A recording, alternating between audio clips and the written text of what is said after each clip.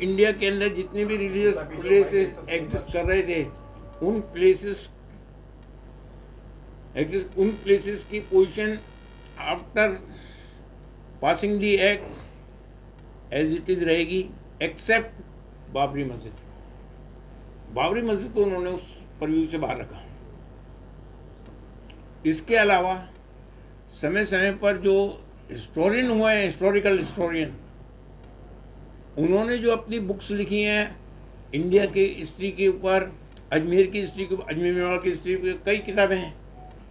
जितने राणा सांगा जी का यहाँ पर वो हुआ, बाबर जब आया, मुगल यानी जब आए तो वो आए 1526 के अंदर, और गरीब नवाज रहमतुल्लाह अलैह की तशरीफ आफरी हुई 1195 के अंदर। उनकी डेथ कब हुई? 1236 के अंदर। मुगल कब आते हैं? 1526 के अंदर। कितने साल का फर्क है? तो मुगलों ने यहाँ आकर के कुछ नहीं किया है। जो ये कंट्रोवर्सी की जाती है साहब मुगलों ने कर दिया या मुगलों के वंशज हैं, तो उन वंशजों से बात करो। हम ख्वाजा साहब के वंशज हैं, हम अपने हिसाब से जवाब देंगे। उनके मज़ारात से यहाँ की दरगाह का कोई ताल्लुक़ नहीं है, उनके मज़ारात के ऊपर कोई नहीं जाता। ये सूफी सेंट जितने भी इंडिया के अंदर कर रहे हैं दरगाह, दिल्ली के अंदर कितनी दरगाह हैं, निज़ामुद्दीन औलिया रहमतुल्लाह, कुतुब साहब रहमतुल्लाह, नसीरुद्दीन चिराग दहलवी रहमतुल्लाह, बाक़ी बिल्लाह रहमतुल्लाह, उनके मज़ारात पे क्यों जाते हैं लोग?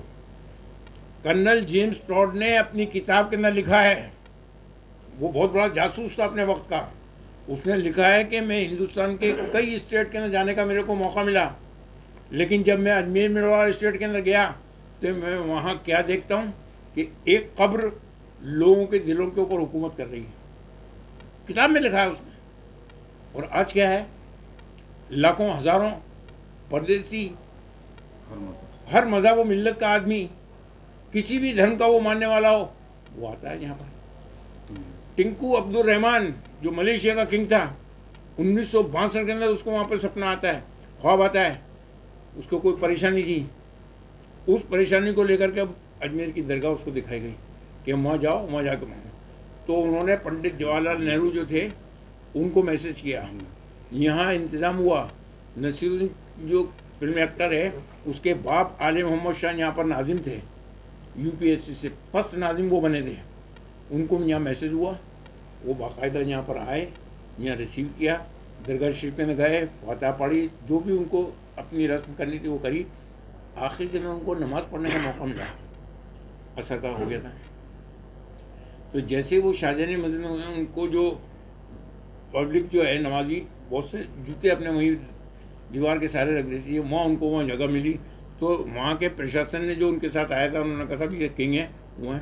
तो किंग ने खुद ने रोका कि ये अल्लाह का घर है, मेरे को जहाँ जगह मिलेगी उस जगह खड़े होकर के नमाज पढ़ूंगा। जूतों की उन्होंने परवाह नहीं की।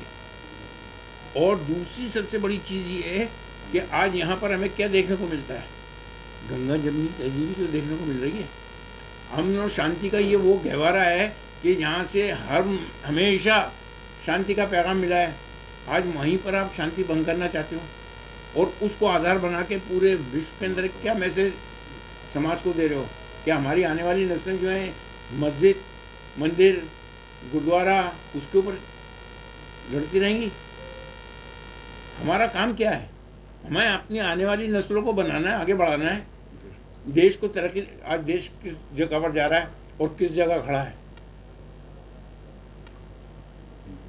इसके अलावा इस देश को तरक्की के रास्ते पर लाओगे या और आप बैक पे ले जाओगे?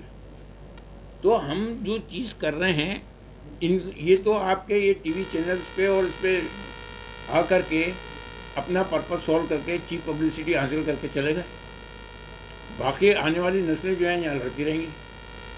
कौन था साहब कि फलाना था? ये खुद कितने क्रिमिनल हैं जो दावा करने वाले हैं? इनका बैकग्राउंड तो देखो, इनकी हिस्ट्री तो मंगाओ कि ये कितने हैं। काम सीपीसी के हिसाब से जो है कोई भी दावा लेके जाता है उसको एंटरटेन करना है।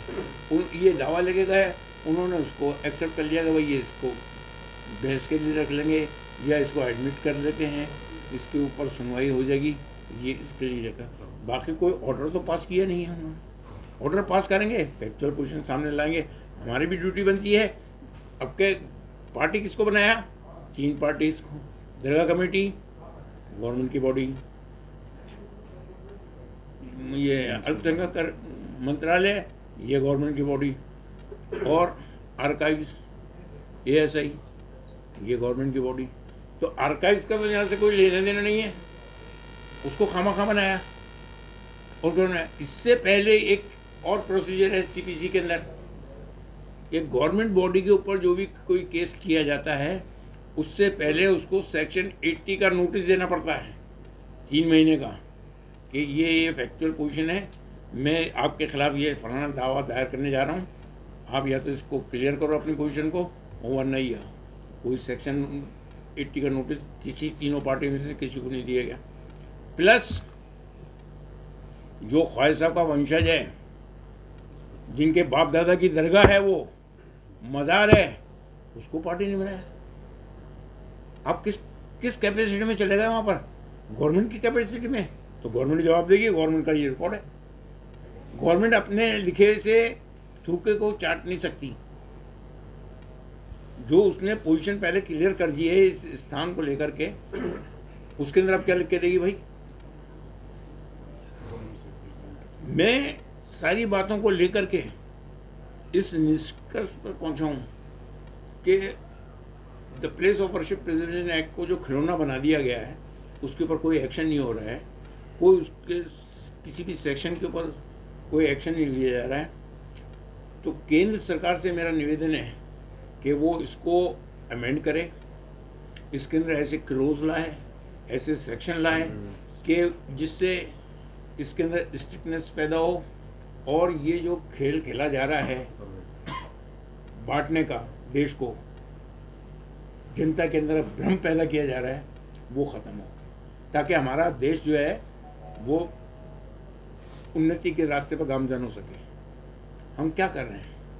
हमारी इन्हें जितने पॉलिटिशियन अलग अलग उससे जो बयान दे रहे हैं अलग अलग, किसी के बयान में जो है कहीं पे भी कोई अपील नहीं है। वो उधर से जहर उगल रहा है, वो उधर से जहर उगल रहा है, वो उधर से जहर उगल रहा है। तीनों को क्या रहे हो भाई? आप जब तक के एक जगह पर बैठ करके सारी बातों के ऊपर आपस में मिलकर के डिस्कशन नहीं करोगे, इसका सॉल्यूशन नहीं निकलेगा और न निकलने वाला। आप पिछली अभी क्या हुआ, अभी क्या हुआ जिसके ऊपर आज सुप्रीम कोर्ट को इंटरफेयर करना पड़ा। मैं सुप्रीम कोर्ट से भी ये अपील करता हूं कि वो सो मोटो इसके अंदर एक्शन ले, सो मोटो एक्शन ले, और उस सेक्शन को जिसको ये कहते हैं कि साहब इसके अंदर जो है सर्वे का कोई वो नहीं है प्रोविजन, तो उस पोजीशन को क्लियर करें अपने जजमेंट्स के अंदर। और मैं अपील करूंगा कि देश के अंदर शांति, अमन का माहौल, भाईचारे का माहौल बनाए रखें, और ऐसा कोई काम अपनी तरफ से नहीं करें जिसकी वजह से नई कंट्रोवर्सी पैदा हो। मैंने पहले कह दिया कि मेरे एडवोकेट्स का पैनल है, वो अगर मशवरा देंगे तो मैं बनूंगा।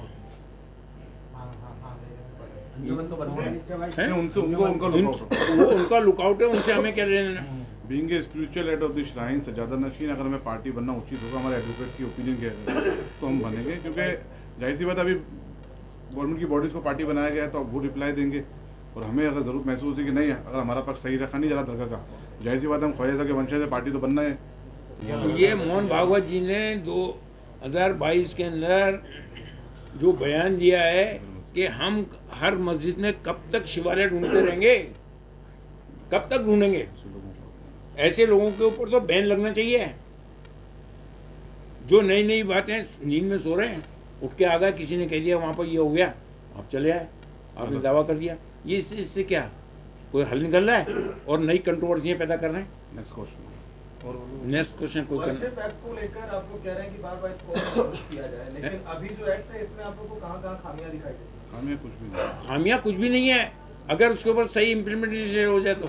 देखिए, खामियां कुछ भी नहीं है। अभी जैसे रिसेंटली देखने में आया है, प्लेस ऑफ वर्शिप एक्ट का इंटरप्रिटेशन लोग अपने अपने हिसाब से कर रहे हैं। अब जैसे उसमें कि कह रहे हैं कि साहब सर्वे पे कहाँ रोक है, उसके अंदर रिस्ट्रिक्शन नहीं है। तो हम चाहते हैं कि अगर कोई ऐसी कमियां निकल रही है और ऐसा रास्ता निकल गया जैसे बीच में सुप्रीम कोर्ट का फैसला आया था, उसको बुनियाद बना के लोग बाग सर्वे की एप्लीकेशन लगा रहे हैं, तो हम चाहते हैं कि सुप्रीम कोर्ट से भी हम अपील कर रहे हैं कि वो भी सो मोटो एक्शन लेकर के इस पोजीशन को क्लियर करें। और भारत सरकार जो तमाम पॉलिटिकल पार्टीज है कि आरोप प्रत्यारोप ना लगाएं, एक साथ बैठें। ये बहुत सीरियस इश्यूज हैं। आज इस दरगाह का नंबर है, कल किसी दूसरी जगह का नंबर, कल किसी तीसरे धार्मिक स्थल का नंबर आएगा, तो ऐसे लोगों को रोकना जरूरी है। क्या किया जाए? तो वो उस वक्त पढ़ के बताएंगे साहब उन्होंने ऑर्डर क्या पास किया है, अभी एडवांस में कैसे बता दें? भाई कानूनी प्रक्रिया का जवाब कानूनी प्रक्रिया से दिया जाएगा। और जवाब साहब, ये बयानबाजी जो लगातार हो रही है, जैसा कि आपने भी कहा, जहर उगल रहा है, तो जल्दबाजी नहीं है? 20 तारीख का इंतजार। ये जल्दबाजी भी है और बगैर सोचे समझे, बगैर पढ़े हुए, बगैर जानकारी में एक्चुअल पोजीशन लिए हुए आप बयान दे रहे हो। कल जब हमने बयान देखा उसको, गवर्नमेंट ऑफ इंडिया को पार्टी बनाया है तो ये गवर्नमेंट ऑफ इंडिया के डॉक्यूमेंट है, मेरे तो है नहीं। गवर्नमेंट ऑफ इंडिया इसके अगेंस्ट में जाके अपना सुखवा चाट लेगी। कल हमने देखा एक माननीय मंत्री जी का बयान था, उनको ये नहीं मालूम कि ऑर्डर हुआ नहीं हुआ। वो कह रहे थे, बकायदा ऑफिशियल उनका स्टेटमेंट है मीडिया पे कि साहब सर्वे का ऑर्डर हो गया तो क्या एतराज? अरे कहाँ ऑर्डर हो गया?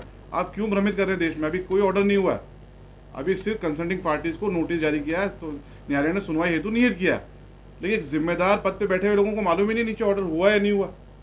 ये हमारा कहना है, इसलिए दीवान साहब को सामने बैठना पड़ा कि आवाम में गलत मैसेज ना जाए, क्योंकि हमारे पास कल से बहुत फोन आ रहे हैं कि सर्वे का ऑर्डर हो गया। कोई ऐसा ऑर्डर नहीं हुआ अभी।